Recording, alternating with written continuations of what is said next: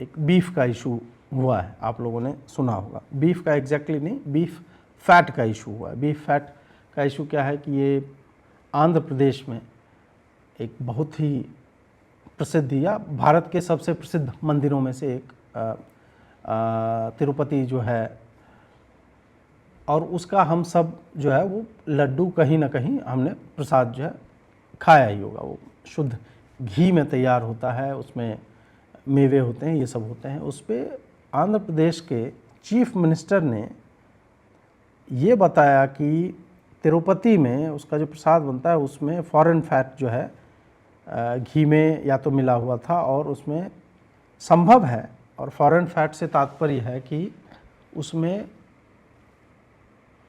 इसमें थोड़ा सा आप मतलब मैं समझाना चाहूँगा, घी भी फैट ही एक तरह से होता है, और एनिमल फैट जो होता है, यदि आप लोगों ने अपने आसपास में गांव छोटे शहरों में यदि आप घी खरीदने जाते हैं तो आपको दो ऑप्शन मिलेंगे। एक घी जो होता है, जो नॉर्मल घी होता है, जो कंज्यूम कर सकते हैं। दूसरा वो बोलेंगे कि अच्छा दीप जलाने के लिए चाहिए पूजा का घी।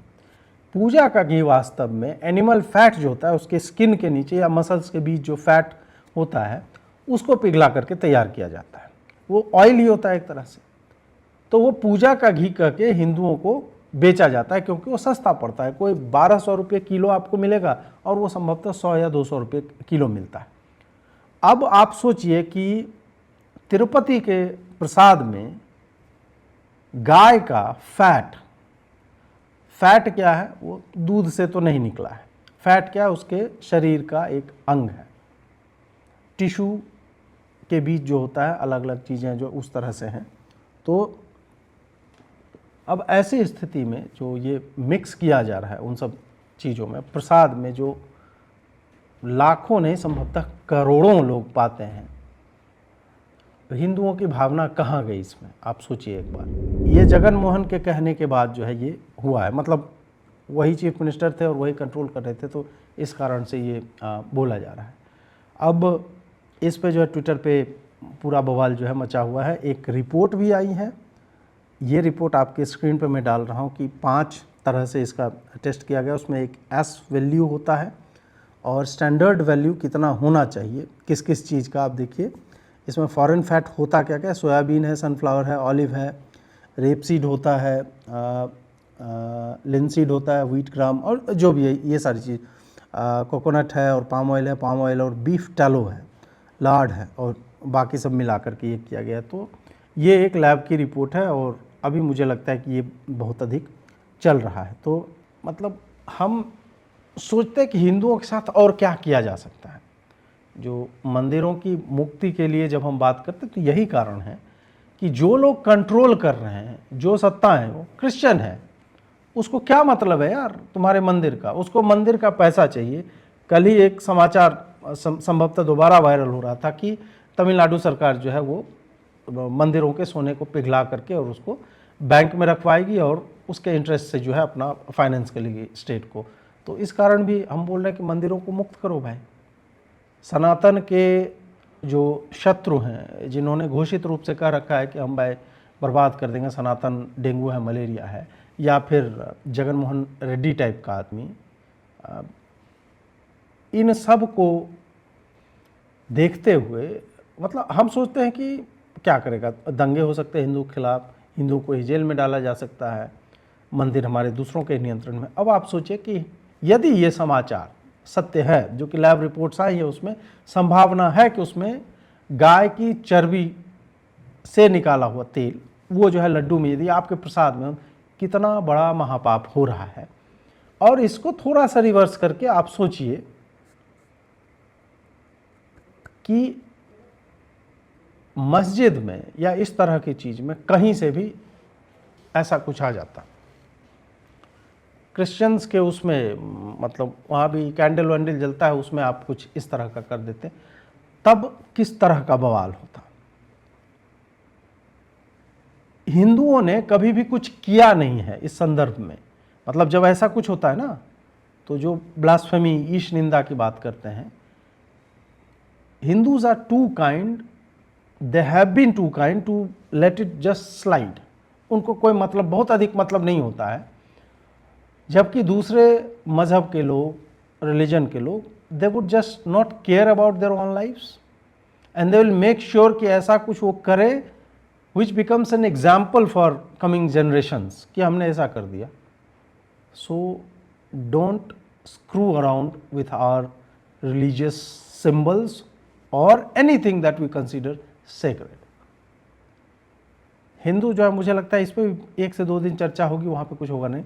आंध्र प्रदेश के हिंदुओं को सड़क पे आना चाहिए, चाहे टी राजा सिंह के नेतृत्व में आए, बांदी संजय कुमार के बगल तेलंगाना उलंगाना जहाँ से लेना है लो, माधवी लता ये सब को जो है वो आगे आना चाहिए. And ask the previous government, temple administration को भी घेरो कि ये तुम्हारे रहते हो कैसे सकता है. क्यों? इसमें एक दूसरा एंगल ये भी है कि यार यदि ऐसा हो रहा था तो क्या लोगों को पता नहीं था? बहुत सारे लोग इसमें काम करते हैं, जो प्रसाद तैयार करते हैं वो कौन लोग हैं? क्या वो भी मिले हुए थे? क्योंकि जो आदमी घी समझता है वो एनिमल फैट भी समझेगा. घी यदि शुद्ध नहीं होगा तो जो इसका, मैंने नेशनल ज्योग्राफिक पे एक पूरी डॉक्यूमेंट्री बनी हुई है, उसमें लैब हैं, लैब इलायची की गुणवत्ता कैसी हो जो उसमें डाली जाती है, और भी जो भी ड्राई फ्रूट्स डालते हैं सबका, उसका शेप, साइज, मॉइस्चर कंटेंट सब कुछ चेक किया जाता है हर बैच का. उसमें से ये कैसे पॉसिबल है कि इतना बड़ा कांड हो रहा था? या तो लैब कॉम्प्रोमाइज्ड है आपका, या जो बना रहे हैं वो कॉम्प्रोमाइज्ड, या चंद्रबाबू नायडू झूठ बोल रहे हैं. अब इन 3 चीज़ों में क्या है, मुझे लगता है कि और भी सघन जांच होनी चाहिए. अंग्रेजी में कहावत है और बहुत क्लीशेड हो गया, हेड्स मस्ट रोल. अब भाजपा के समय में तो वो सब होता नहीं, सब कहावत कहावत ही बन के रह गई है. कुछ लोग अभी से भी मास्टर स्ट्रोक बता देंगे कि देखो 240 आया, कोलिशन गवर्नमेंट पार्टनर बने, देखो हिंदुओं के हितों की बात हो रही है, मोदी जी जिंदाबाद. देखते हैं मोदी जी जिंदाबाद कितने दिनों तक इस पर्टिकुलर इशू पे रह पाता है. बट मुझे नहीं लगता है कि Hindus should let it just slide. इस पे जो है वो हिंदुओं को थोड़ा सा बवाल काटना चाहिए. अगर नहीं काटेंगे तो you will be taken for granted हर चीज़ में, और संभव है कि आने वाले दिनों में आपको लड्डू बोल करके गोमांस भी खिलाया जाएगा इस देश में. ये चल रहा है, ये रुकना चाहिए और हिंदुओं को सड़कों पे आना चाहिए. हमारे पास और कोई विकल्प मुझे नहीं लगता है कि बचा हुआ है. जब एक एक आस्था के स्थल इस तरह से अपवित्र किए जाएंगे तो फिर जीने का क्या फ़ायदा है? यदि आप आस्थावान हिंदू हैं तो what is the purpose of our lifes? अगर हम अपने धर्म को बचा ही नहीं सकते हैं तो फिर क्या फ़ायदा है उसका? कोई लाभ नहीं है. यार प्रसाद जो सबसे शुद्ध पवित्र वस्तु है, उसमें जो सबसे अशुद्ध हो सकता है वो चीज़ मिलाई गई है, बीफ फैट. गाय के मांस, रक्त के बगल में जो चर्बी होती है उसको पिघला करके उसका तेल निकाला गया और उसको मिक्स किया गया है लड्डू बनाने के लिए प्रयुक्त होने वाले घी में. ये तो लगभग उसी तरह, लगभग नहीं, उससे कई 100 गुना जो है वो है मंगल पांडे के साथ जो हुआ था. गाय की चर्बी वाले कारतूस जो थे, उससे कई गुना मुझे लगता है कि अपमानित करने की ये सोच रही होगी. और कौन कर रहा था? कौन लोग हैं उस बोर्ड के सदस्य? इन सब को. और उस पर तो मैंने टी.आर. रमेश जी के साथ एक पॉडकास्ट किया था, तो उन्होंने बताया था कि इनके ऊपर जो कंट्रोल है वो इस तरह का है कि आप 10,500 की पर्ची कटती है, 500 रुपया टेम्पल को जाता है, 10,000 जाता है किसी रैंडम एनजीओ को.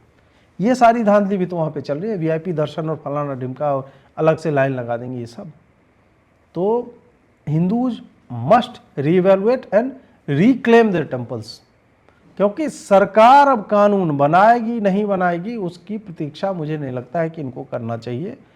दे should come up on roads और they should just claim their temples कि ये हमारा है. इसमें सरकार का कोई हाथ नहीं होना चाहिए. सरकार यदि मस्जिद, चर्च, गुरुद्वारे कंट्रोल नहीं कर सकती है तो they have no business controlling our temples. Bhajpa हिंदुओं के विवशता का लाभ लेती है.